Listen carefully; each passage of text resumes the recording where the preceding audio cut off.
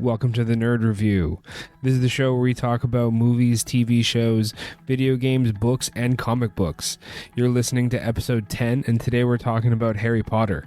So we're going to focus on the first movie, The Philosopher's Stone, or The Sorcerer's Stone, depending on where and when you saw it. Though these days, I watch it on Crave, up here in Canada, and the title is now The Philosopher's Stone. So most people should probably know it by both names. And let's just jump into the movie.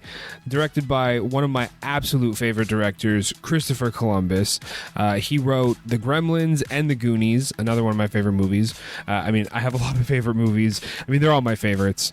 I have so many different favorites. We talked about it in the favorites episode, different seasons, everything can, from down to, what I'm eating and what I'm wearing changes and influences my favorite at any given moment. So The Goonies, one of my favorites. Harry Potter, one of my favorites.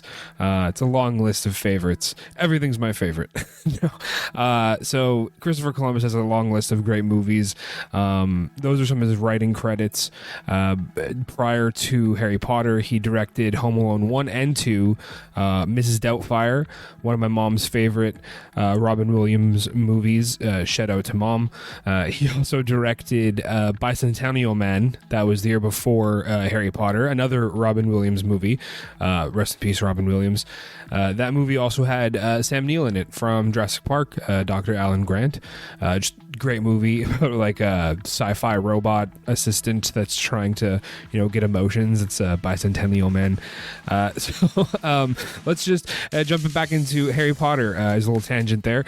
So Christopher Columbus is the director. He was one of the producers of Harry Potter, and having, written The Goonies and directed Home Alone 1 and 2 and Mrs. Doubtfire, I believe he was just, such a great choice for this movie. He's already worked extensively with young actors, child actors, as some people say, and he handles the cast so well. He directs them so well. In the case of Home Alone 1 and 2, those movies are just so iconic that I think he was a great choice for Harry Potter. And he directed, obviously, in hindsight, you look at Harry Potter, and he directed that cast so well, those young actors, those young thespians so well, that it's such a great introduction to the franchise. It is the first movie, so it's obviously you hope, the first impressions mean so much, and you hope that it would be a great movie, and it is still such a great movie, from the directing, the writing, which, a lot of that credit goes to J.K. Rowling, and, she wrote the book, and the book is adapted, the screenplay was adapted, and they, in the first movie, it's very faithful. I didn't read the first books. They came out when I was younger. The first book came out in 1999, I believe, and at the time, I was 1999... I was 5, and so a bit above me. They were a bit thicker books, and I struggled to read a bit growing up. So I always felt that I missed the train. I didn't get to read the books, but then the movies started pumping out, and I was at like the perfect age for the Harry Potter movies. They started coming out in 2001, and basically every year, or almost every other year, I was going to see a Harry Potter movie with my whole family, and it became like a tradition, and something you look forward to. You would see the trailer, you would watch it over and over again on a, if you had it on a VHS or something, or if it was playing on TV, and you would sit in front of the TV and you'd be like, oh my god, another Harry Potter movie's coming out, or the first Harry Potter movie's coming out. And I have my older brother, shout out to my brother. So we were super excited, and we were like the perfect ages in 2001, their first years, and I'm in first grade in 2001, so like I could relate to the characters, and the actors are my age. They're probably the first celebrities that I was aware of, and that I could pseudo relate to in my my first grade brain.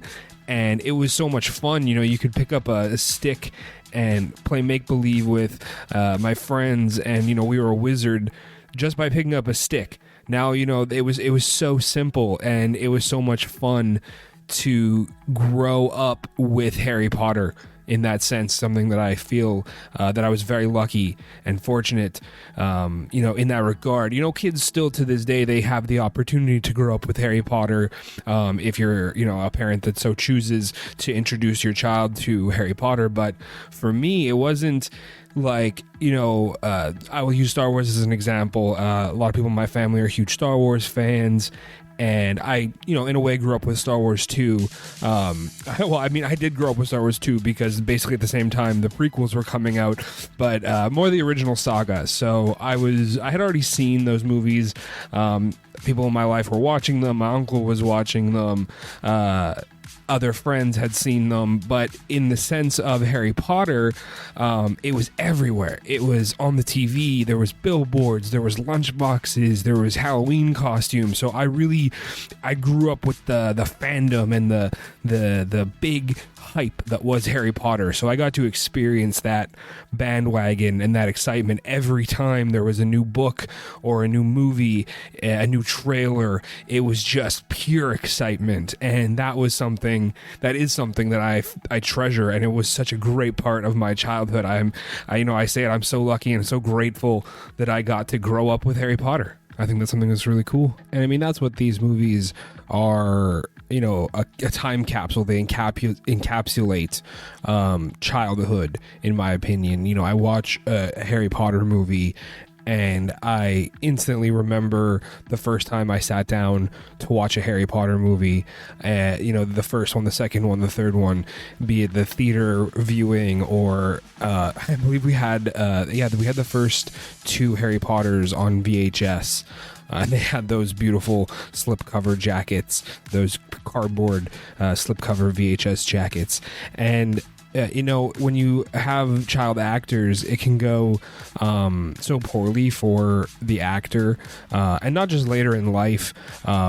It's something that's incredible in my mind, and something that I read about that I find absolutely terrible was that just 2 years prior to Harry Potter coming out, the first movie came out in 2001, and you read and you hear nowadays that Daniel Radcliffe and Emma Watson and Rupert Grint, they all had great experiences, and they look back and they enjoyed their time on the Harry Potter sets, and they became this family that they were also close for so many years. But just 2 years prior, the first Star Wars prequel, Star Wars Episode 1, came out, and the young actor who played Anakin Skywalker, Jake Lloyd, he was just tormented by fans, or not even fans, people who didn't like Episode 1 for whatever myriad of reasons they had. This is before Disney would buy Star Wars, and everybody jumped on the I love Star Wars bandwagon. And back then it was just became this online hate campaign that they targeted toward a 9-year-old. Which just, it blows my mind, because a bunch of assholes didn't like a movie. They're gonna send hate and online bully and affect this child's life and his mental health, and that's just terrible. That he was treated so poorly, and then it's crazy that just 2 years later that people had such a different response to Harry Potter, and they praised these child actors versus those child actors, or just because they didn't like the Star Wars story, or however it was presented, for whatever reason, their dislike of that movie in their mind excused or allowed them to spread and target such a young child. Jake Lloyd was 9 years old when he started in Star Wars, so to have an online hate campaign and just these really rough reviews that were just so aggressively worded and targeted toward a 9-year-old who unfortunately wasn't shielded by it. People, criticize George Lucas, and not to go on a tangent and a weird dive on Star Wars, but it's just, the movies came out so close to each other that it's hard not to draw a comparison to how, the differences between how these young actors were treated. The treatment is so different, in my mind, and in hindsight, I remember seeing, Daniel Radcliffe, Emma Watson, and Rupert Grint, this trio, the Harry Potter trio. They had, basically the same treatment as Justin Bieber and Hannah Montana that would come, in years to follow. They were on every lunchbox, and they were in commercials, and they were, promos for everything.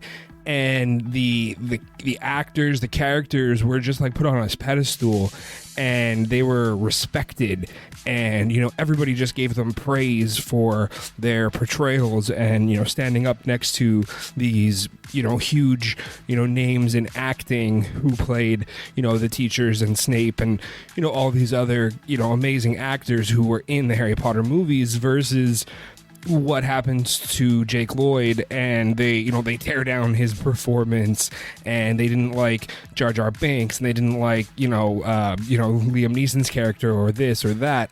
And it's such a dichotomy between two fantasy movies that came out roughly around the same time, and it's just tragic how that one actor, unfortunately, basically he was just thrown to the wolves of Hollywood, and he would retire from acting. By the time Harry Potter came out 2 years later, he retires from acting at the age of 12, which is quite sad, and it's just terrible stuff. That's all I can say on that.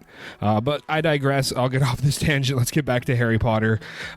So, like I said, Harry Potter. I grew up with Harry Potter. I mentioned that I didn't get to read the books, but as of recently, I am listening to the audiobooks. Recorded by Stephen Fry, not the American ones. I don't, no hate on the American, the voiceover gentleman, but if you're going to listen to Harry Potter, which they went out of their way to cast all British actors for the movies, why would you want to listen to it read with an American accent when there is the availability of one read by Stephen Fry, who has such an amazing, authentic British voice? Phenomenal. Highly recommend listening to that if you haven't already gone through the Harry Potter books, or if you want to revisit them in a different media. Audiobooks are really cool. I recommend that. And listening to the Harry Potter audiobooks allows me to do a compare and contrast, which is something that I really enjoy.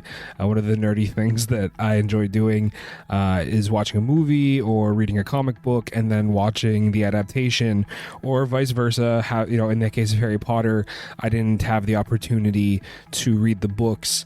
They were a bit more advanced when I was younger, and as I mentioned earlier, I struggled with my reading comprehension. It took me a few extra years to really grasp all those finer concepts of writing and reading. And by the time that I did, I had already seen most of the movies, and when I was younger, it didn't really appeal to me to go and read these books. And for me, I had already seen the movies. I'd spoken about them to my friends. But now, one of the things I really enjoy is going back and looking up that source material, and it's amazing how many series and movies that come out these days that if you just take the title and write it in, on Google, just go and type in source material, that you'll be shocked that it's a book, it's a comic book, it was a short story, it was something. A great example is The Witcher on Netflix. It's adapted from a series, the series is adapted from a video game, but the video game is based on a book series that was purchased by the video game company that then adapts it into a series. So it all kind of comes full circle. So there's all these different iterations, different versions of these characters, of these stories, and as you hand them off and you transform them, you adapt them into these different forms of media, you lose a bit, you bring a bit, there's always these creative voices. You have a director, Christopher Columbus, you have an executive producer, you have the costumes, you have all these things that have been described to a point, and then it's left up to, you know, the visual effects artists and the director, the director of photography. All these people have to come together and produce this work of fiction into the 3D world, either, you know, an animated video game or a TV series or a movie. And this collaborative process of adapting something is so amazing, in my opinion. It's one of the reasons why I love Marvel movies, why I love DC movies, why I love, you know, when a comic book or a book becomes a movie, because there's such this creative process and melding that happens that, you know, there's so many choices to be made that is so interesting. It's like the pinnacle of creativity, in my opinion. That's what it is. You have all these different forms of creative minds coming together to really take something off the page and give you something to watch and be mesmerized by.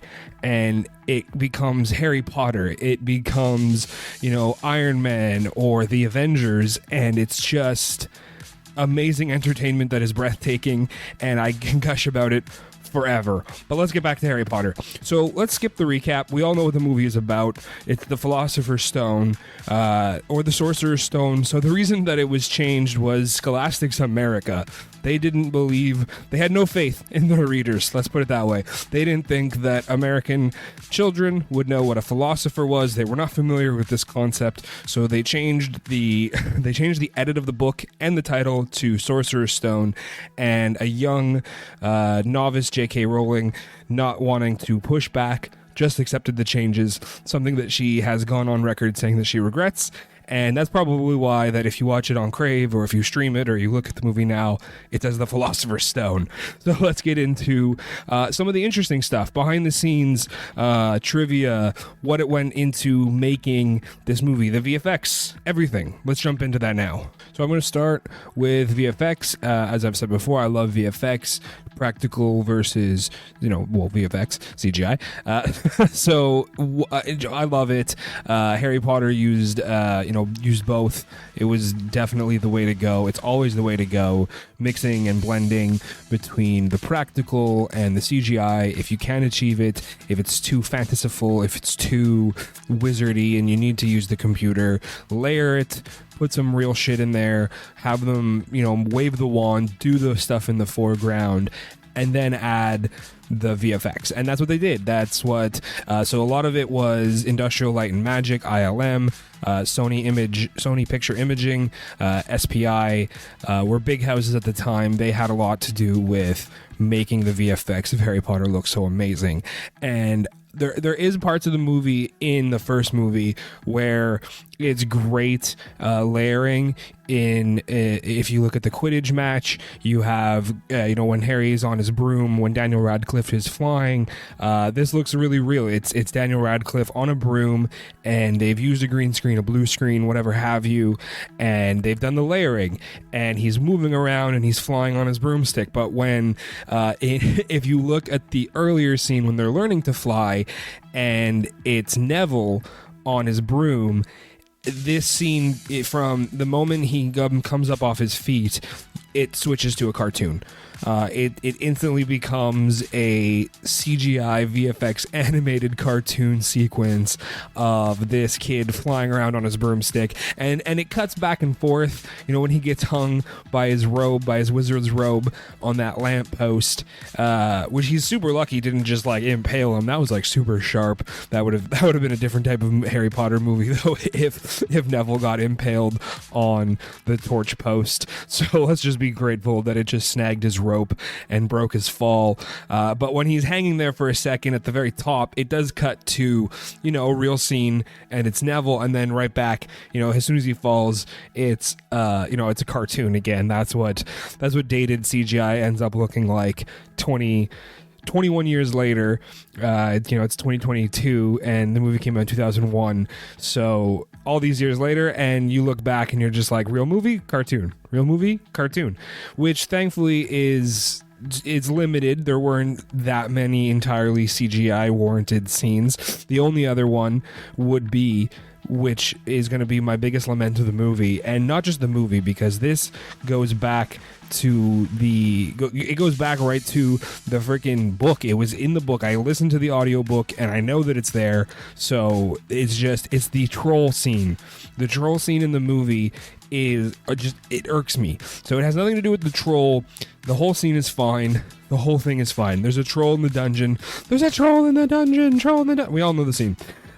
What irks me, and what I've read countless times, is so Harry and Ron, everyone's being led out of the Great Hall, and they realize that Hermione is still in the girls' bathroom on the second floor because she's crying. Ron was kind of a dick, and she's upset. So they decide, heroically, we have to go and warn her. Now, everything up until that is honest, and that's what they were doing. They were going to the girls' bathroom to warn her. And they didn't know that the troll was going to be there. They didn't know that he'd already made his way out of the dungeon, and they kind of like crossed paths right away. And, it's safe to say that they save her life. The troll, smashes through the bathroom, and things are going flying again. Practical scenes, the wood flying everywhere is great, but the troll, so like, as I said, the troll is, it's clearly a cartoon troll, and they're interacting with it is, shaky at best for scenes. They have them just kind of standing in the foreground, and you got the big troll there. As soon as Harry goes on top of the troll, though, it turns into a cartoon Daniel Radcliffe, and he's, shaking about there. And you can see the tone difference, too. Like, it's 2001, and the VFX are a bit shaky. Like, it's not, if it was 2021 or 2022, if they remake Harry Potter one day, they turn it into a TV series, maybe something transformative, that would be cool. They would do such a better job. He might actually be sitting on somebody's shoulders that they would then computerize. But in this shot, it's a cartoon. Let's just get past it. Now, what irks me, my problem with this scene, is when McGonagall and, Snape and everybody shows up, and they've defeated the troll. They, bonked him on the head. Wingardium Leviosa. It was a great scene. Now, what bothers me, and what goes right back into the book, because this scene was verbatim what they wrote, when they ask to explain themselves.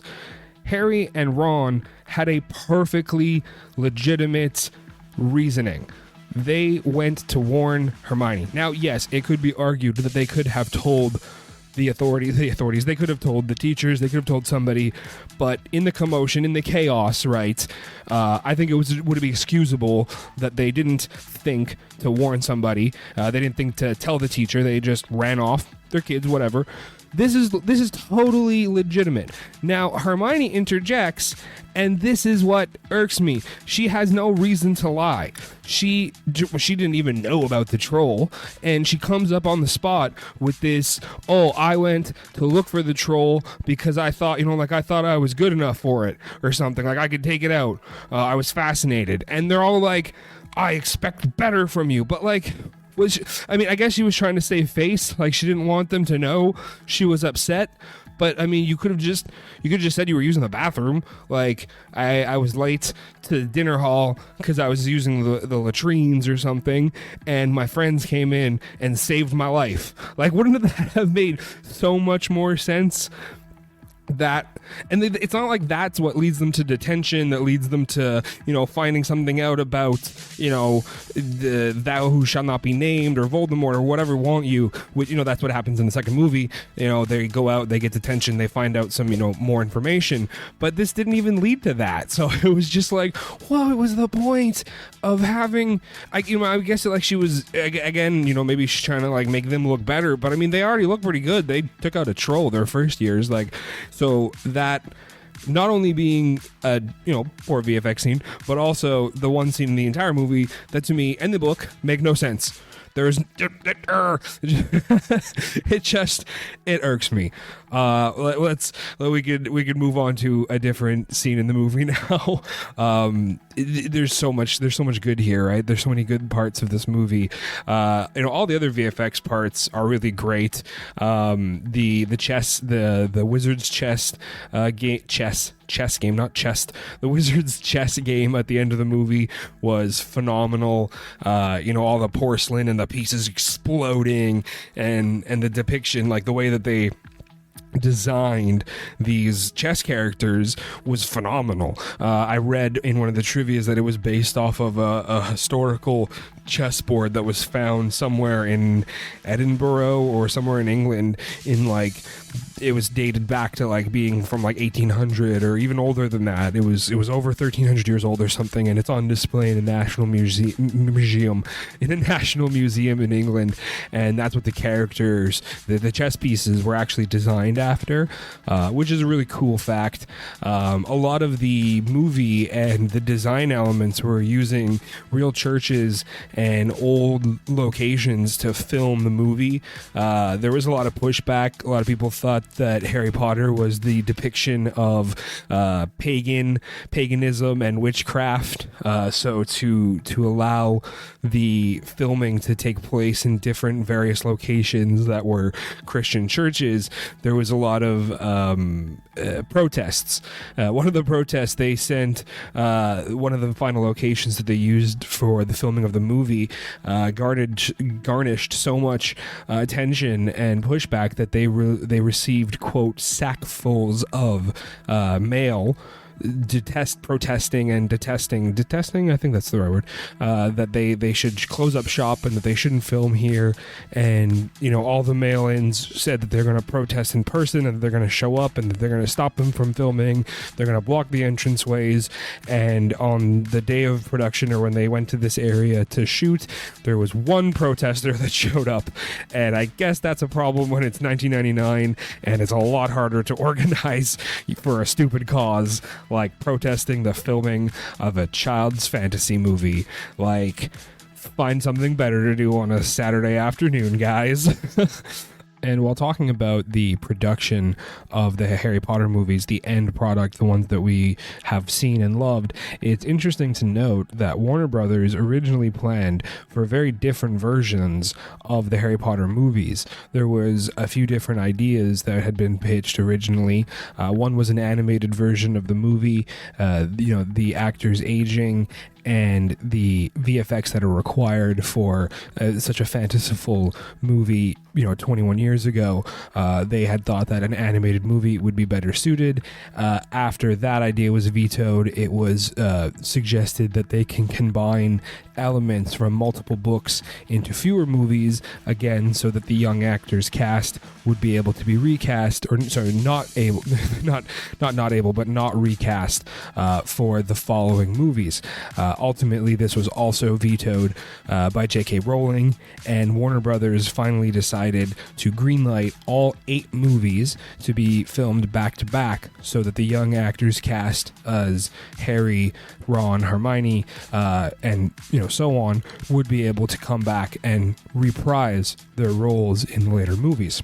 That's something that I find really interesting, is that we could have had such a different experience with Harry Potter if they weren't the live action masterpieces with these wonderful scores, which is something I haven't even touched on. You turn on a Harry Potter movie and it's the first movies with that that amazing introduction score that just brings you into this world so fast. I put it on to listen to it in the background when I'm studying, and that's the amazingness of a John Williams composed score. It's the same for Star Wars, Superman, Indiana Jones, E.T., Jurassic Park, Jaws, the score to Jaws. All of these composed scores, all of them done by John Williams, just an amazing talented musical mind that has brought to life so many of our favorite movies. These the way the music rises in every scene, that each scene feels, it has the perfect tone. It's so amazingly done, and it deserves more time. We could dissect it. You could talk about the different notes, and just it really brings Harry Potter to life. It brings, from that first scene of seeing Privet drive and Dumbledore walk out of the shadows, and the music starts to swell and it's rising, and there's this, like, you can tell that something magical is coming, and it's just, it's so well done. It puts such a amazing a sound, right, to these beautiful movies, and it's something that's been perfected in so many ways, and it really brings a movie to the next level when you can close your eyes and you could hear those notes and that melody. It's hands down phenomenal. It gives you goosebumps, and it was perfect. John Williams did the score for the first 3 movies, and then there would be other was it composers? Yeah, composers. Other composers would come and do the composing for 4, 5, and 6. So that was Patrick Doyle does the Goblet of Fire. Nicholas Hopper did Order of the Phoenix and the Half-Blood Prince. And Alexander Desplat did the work on the final 2 movies. So just amazing composers coming together to create the Harry Potter soundtrack that we know and love, and it's just such an amazing part of an amazing series. There's so many of these different. It's amazing that a franchise that as big as Harry Potter, it has so much talent going into it, from the composers, the music, the score, to the costume design, to the directors, to the different directors. Christopher Columbus only directs the first 2 Harry Potters, as first 3 Harry Potters. Sorry, I had to double check my facts on that. I believe it's the first 2 Harry Potters. I believe they switched director at the 3rd movie, and that makes sense. They're going into a bit of more of a darker tone, and the actors are a bit older by the 3rd movie, and it's an amazing. Like I said earlier, it's an amazing culmination of talent and beauty that they put into this movie. Just expertise, talent, and craftsmanship, and writing, and composing, and directing, and let's get back to the special effects and the crazy things that they were able to pull off. So some crazy things that like from the if you watch the behind the scenes documentary, there's the making of Hagrid, that they made this animatronic suit. They designed this entire head, this animatronic head that is beautiful, and it looks like Robbie Coltrane, the late Robbie Coltrane, may he rest in peace. It hasn't been very long since he passed away, and everybody's been saying it. There's that line from the second Harry Potter, The Chamber of Secrets, that it's not Hogwarts without you, Hagrid, and that really rings true. Hagrid was this bigger than life, this giant character that he brings you into Harry Potter. He's your Obi-Wan Kenobi of Harry Potter. He's the one that brings Harry to his aunt and uncle, and he's the one that brings him back into the fold. Verbatim how Obi-Wan Kenobi did for Luke Skywalker. And a lot of people say that that's there's not a coincidence, that it's a ripoff, but a lot of from what I've heard, what I've read, and what I've heard spoken to people, is that the stories are very similar in that they're fanciful operas, and they're not the most out there stories types. There's only 7 types of stories out there in the world, so that they have similarities is not some big conspiracy. I think that's amazing that they built this suit to create this character, and why it's amazing for me is that it's great that they didn't just decide to go the way of the troll, because that would have been terrible. Could you imagine if Hagrid had the same texture and the same appearance in the first movie as the troll did? That would have been terrible. Nobody would have enjoyed that. He would have been terrifying, and not this big hug of a character that everybody you're in a bad mood, or for me, it's a rainy day, or I'm in a bad mood, I want to watch Harry Potter. I want to hear Hagrid's voice, and all of his words of encouragement, and his guidance through the movies was invaluable.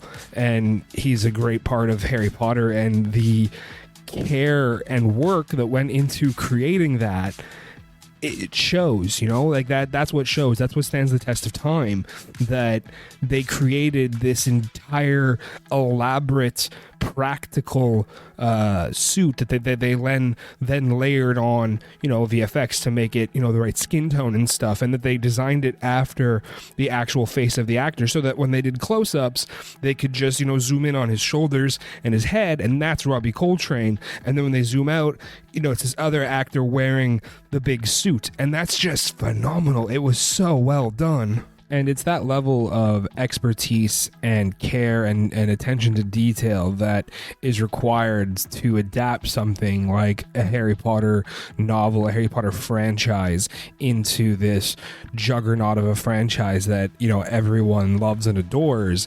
It's finding the best people for the job, the best actors, you know, sticking to, you know, bringing only British actors in because it's a British story, instead of having, you know, people doing accents or, you know, changing the base of the novel in that way.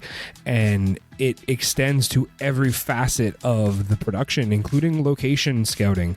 One of the scenes in the movie when Professor McGonagall brings Harry to meet, you know, Oliver Wood for the Quidditch captain, right? The scene is in Professor Quill's classroom, Professor Quill, played by Ian Hart, and his classroom was filmed on location at Lecoq Abbey in Wiltshire, in a room known as the warming room.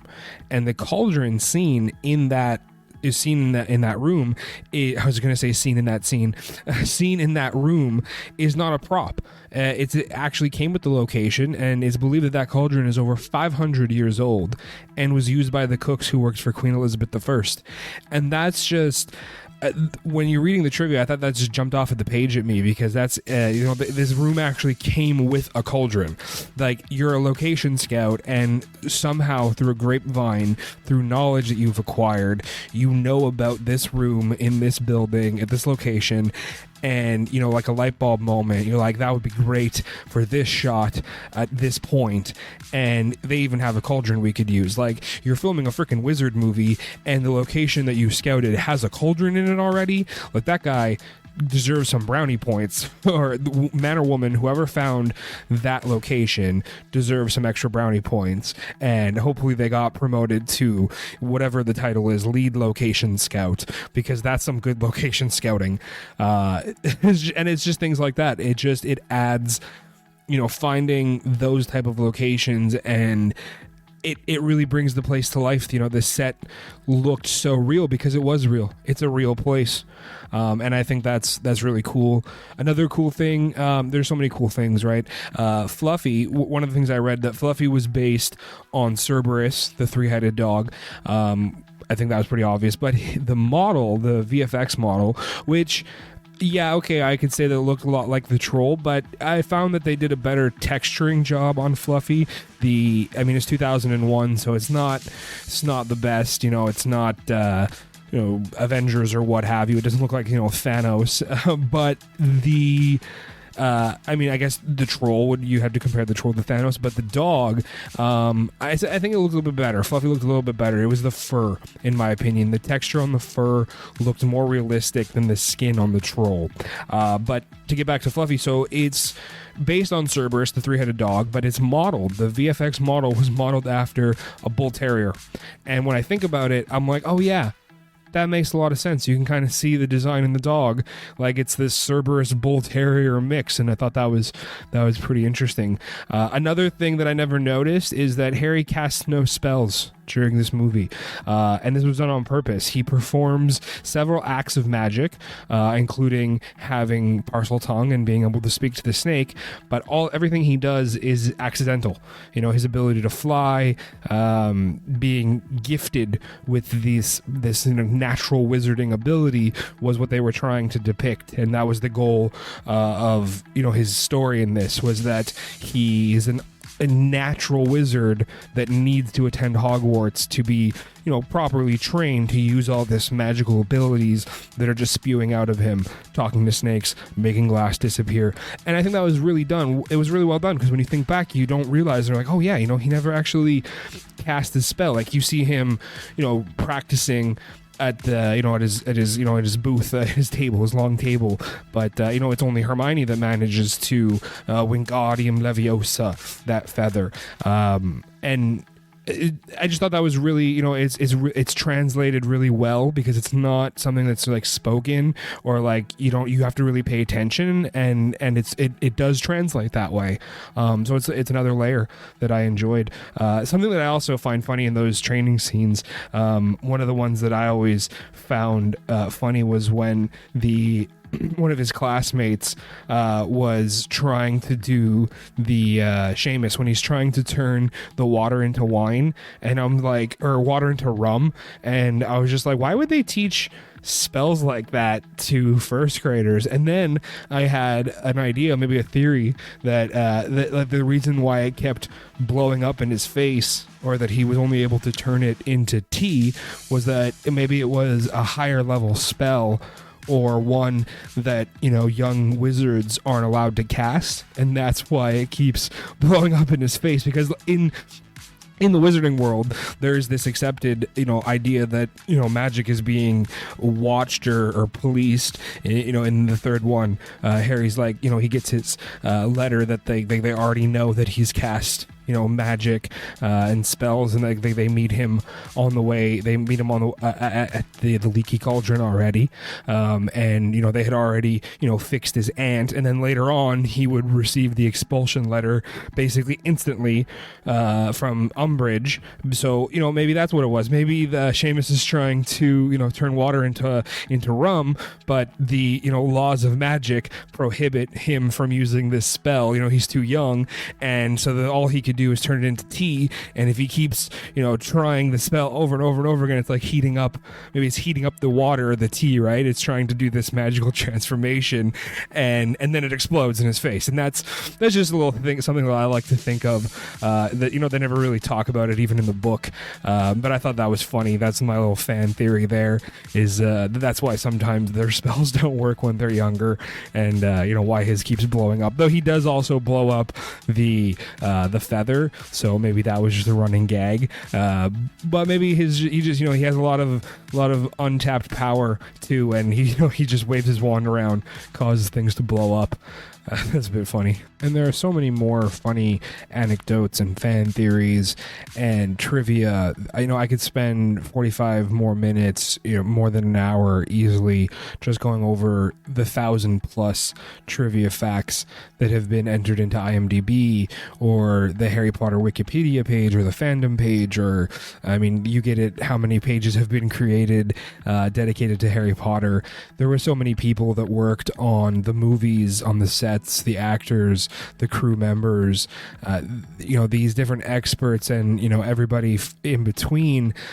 So there's so many stories and anecdotes and funny moments and trivia facts that you could just get lost reading about it. There's so many behind the scenes documentaries and deleted scenes, making of videos, interviews, that it adds so much richness, so much different, you know, stories, perspectives from different members, you know, at different levels of the movies, you know, from your stunt doubles to your lighting directors to your, you know, crew members, craft services, all this. So there, you know, I've read a story, an account, a perspective from so many of these, you know, wonderful, you know, people that you know, had the amazing opportunity to be on these sets, that there's so much richness in this area.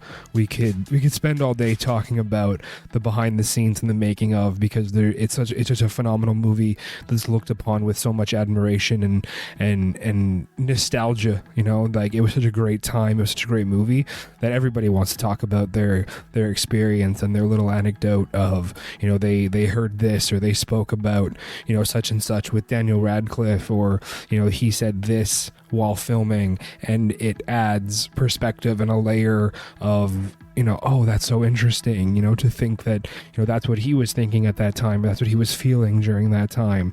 And, you know, you could say that of anybody that was involved in this movie or any movie, and I find that so interesting. But when you have a movie as big as Harry Potter, like I said, you have over 1,000 different trivia entries, just like interesting facts about the production, or about the filming, the location, the set, the this, the that, and, you know, it's a whole other episode of discussion.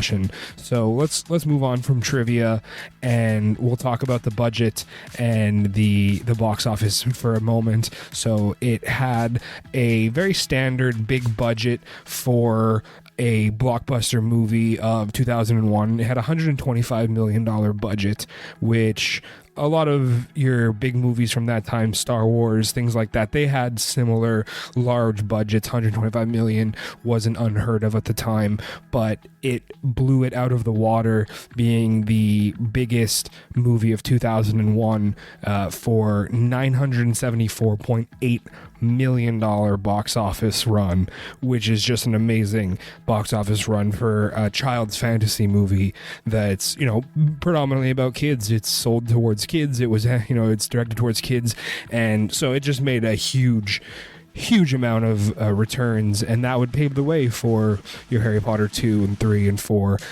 which, I mean, were greenlit, but it's not unheard of that a movie does so poorly and they cancel a whole franchise. That's basically what happens these days, and it's unfortunate when maybe you were a fan of a franchise or you were a fan of that first movie, and I've been there before, and if you've been there and, you know, you got your heart broken because they canceled your franchise because there were so many haters, then my heart goes out to you, and hold out hope that maybe it gets picked up again, maybe it gets turned into a franchise or a series, you know, on a streaming platform, because that happens so often now. You know, something gets canceled and it comes right back. So don't lose hope if your favorite franchise or your favorite book series got a poor adaptation many moons ago, because hold on to hope. Maybe it comes back around. You never know. In Hollywood, things always come back, and they make reboots and remakes, and it can be a good time again. So hopefully your time comes if you're waiting for your favorite franchise to be adapted. That's what I say to you. Hopefully your time comes. Hopefully you get to see your favorite, you know, hero or character, and you get to see them portrayed by a really cool actor, and they get to have a really cool suit and some cool superpowers, so they get to do something really awesome, because it's fun. That's, you know, it's fun. It's fun to see those adaptations, and I think that's why, you know, I said it before, I think that's why people enjoy watching adaptations, and why it's really fun work, and it's really fun to see, you know, a compare and contrast to source material, and, you know, it's that question of how are they going to adapt it. And that's a little tangent on the end of budgets and box office. But I think that's where we're going to end today's episode. This has been the Nerd Review. This has been Harry Potter episode 10. I hope you've enjoyed the show. I hope you enjoy the previous shows and upcoming shows. And this is where I'm going to sign off. This has been the Nerd. Have a great one.